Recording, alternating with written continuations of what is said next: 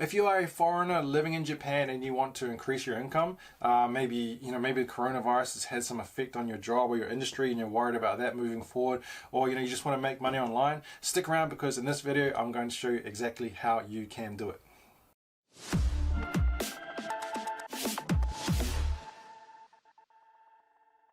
Right, welcome back to the channel, everyone. If you are new to the channel, my name is Mitch Davis, and obviously just by looking at me, I am not Japanese, but I've been living in Japan for over 10 years now, and for the last 4 years, just on the side alone, I've been able to replace my job's income by making money online and do 6 figures per year. So you may have already searched in YouTube, how to make money online, and there's a bunch of results going to come up. There's a lot of different strategies and ways you can do it. Some are good and some are not so good, so I'm going to be going through and sharing with you exactly how I do it. Alright, so how can you take advantage of the fact that you live in Japan? Alright, so I'm pretty sure you're aware that there are a lot of people living here in this country, right? There's 127 million people, something like that.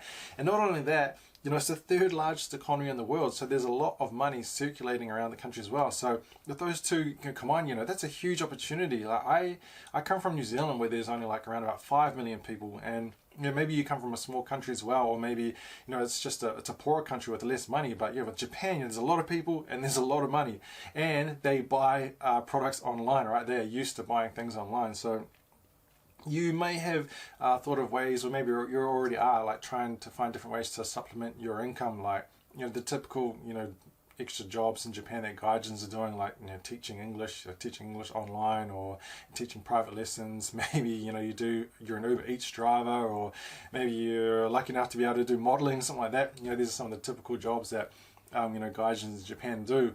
But the problem with these is that the amount of income that you can make is limited, and even worse than that, you have to use your time to be able to make this money, right? You have to put in the hours to be able to make the money. And in an ideal situation, you want to be able to not use your time and still make money. So, AKA passive income.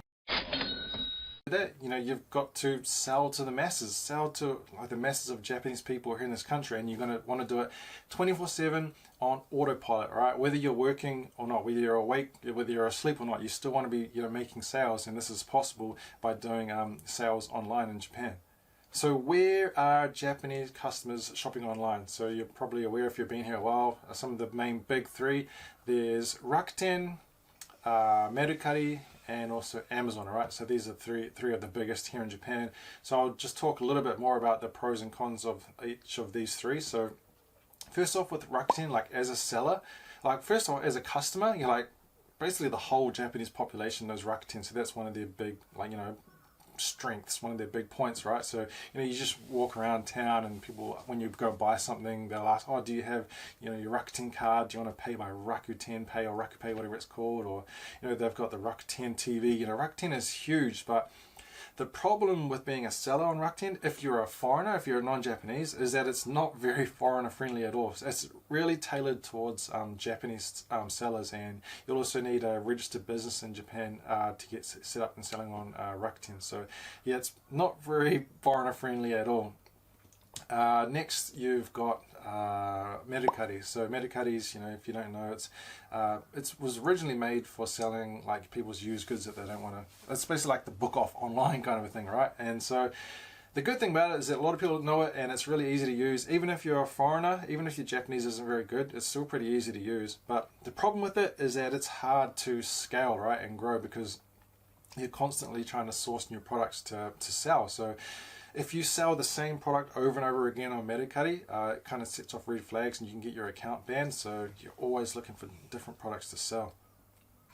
Alright, and the last one, Amazon. Okay, I'm talking about Amazon Japan. So Amazon, I'm sure you're aware as well, is huge in Japan. It's pretty much known by everybody, and most Japanese people shop on Amazon as well. So because it's so convenient, right? Maybe you're an Amazon shopper as well. So maybe you have a Prime account, Amazon Prime. So which is where you have a subscription, and then you're eligible for Amazon's Prime shipping, which is next day shipping, which becomes free if you've got a subscription, right? And then you get other bonuses, like you get access to Prime Video, which you can watch TV shows and movies and stuff. So it's really good. So that's the customer side of Amazon, right? But on the seller side, There's a lot of benefits to selling on Amazon, right? So first of all, it's originally an American company, so it's got marketplaces like all over the world, so it's very foreigner friendly. And even if you're using Amazon Japan, you can, if you're a seller, you can still set everything to English, and yeah, it's very user friendly as a foreigner. Okay, and so as I was saying about Prime earlier, on the opposite side of Prime, if you're a seller, you sign up for something which is called Amazon FBA, which means Fulfillment by Amazon. What this basically means is that you get access to Amazon's warehousing and logistics. Okay, so all you have to do is send your products into Amazon's warehouse, and then they will pack and ship it when someone buys it. A lot of people don't realize that over 50% of the products sold on Amazon are actually sold by third-party sellers like me, like you, like by my students. Anybody can get up and start selling on Amazon, and what that means is that you come under Amazon's brand, right? So you automatically, instantly gain trust. And because there's I think there's like 40 million unique visitors per month on Amazon, it's huge. There's so much traffic going there. So for example, if you were selling on your own website like mitchespencilcases.com or whatever like that, you have to somehow get people to go to your website and then buy your products, right? You need to get traffic yourself. However, if on Amazon, traffic's already there, the customers are already signed up, their credit card's already there, they can just push one button and buy your product.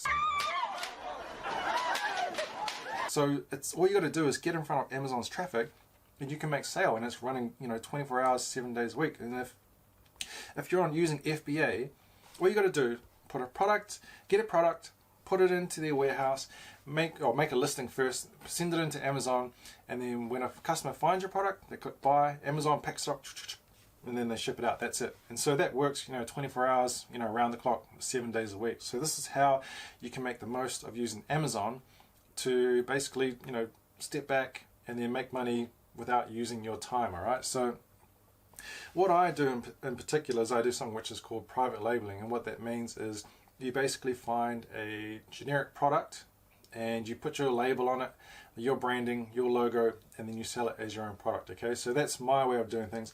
There's other ways to sell on Amazon, for example, doing wholesale or arbitrage, which is where you basically sell someone else's brand, someone else's already existing product. There's good things and bad, there's like pros and cons about doing that, because if you're selling it under someone else's brand, there's already maybe some kind of established trust and like a customer base. However, if you can sell under that brand and that product, that means that other people can sell under that product as well. And what happens is that people start competing for something called the buy box, right? And there's a bunch of different sellers selling the exact same product, so there's no way to be different, all right? So that's the bad thing about it. And you're always if you're doing arbitrage, you're constantly always trying to find new products to source, right? You have to go out, you have to either look online for products at a cheaper price, or you have to go into shops and find something at a cheaper price and sell them. Whereas with private label, all you need to do, you just need to find one product, that's it. So you find a manufacturer that has a product that you want to make, you buy in bulk, then you send that bulk bunch of products into Amazon, they store it for you, and you make one product listing, and then you are the only person that's going to be selling under that listing, right? Start off with, and then yeah, when people buy it, just goes like that. And then when you're getting low on stock, you just make another order to that manufacturer, they send some more over to Japan, and you just keep selling them again. And then if you want to scale, if you want to make more money, you want to grow, put out a second product, put out a third product, a fourth product. That's how easy it is and simple it is to scale and grow on Amazon. So yeah, I said it's easy. It's simple, but it's not easy. You have to be able to put in the work up front, and then you can reap the benefits and rewards later on. So rather than call it like passive income, it's more like upfront income, where you put in the work up front, and then you just it pays itself off later on. So that's basically what I do, and that's what I teach my students to do. So how can you take advantage of this living in Japan? So you're already at an advantage over sellers that are from overseas, because you live in Japan. You automatically every day get to wake up and just look around your house or outside your house and see typical products that Japanese people are buying. You can quickly see what's trending in Japan, and you also get insights into things that people just wouldn't know that don't live in Japan. Like for example, if you're a teacher, English teacher or something at school in Japan, you'll know that kids wear those wabaki slipper things in the classroom. Or if you work in an office, or just in offices in general, everyone has a like a hanko, products like that.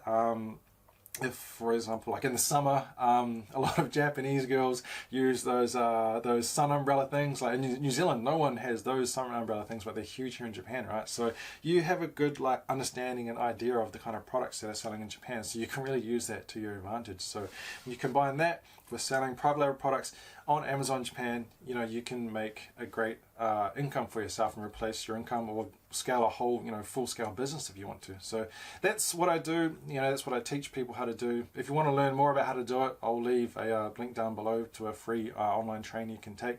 But that's about it for this this episode. If you like this, if you want to see more about how to sell on Amazon Japan, that's basically what my channel is about. So just click that subscribe button, have a look. You can get a lot more tips and advice, and I also have the largest Facebook community as well for Amazon Japan sellers, so I'll leave a link down for that below as well. So that's it. Thank you very much, and I'll see you in the next one.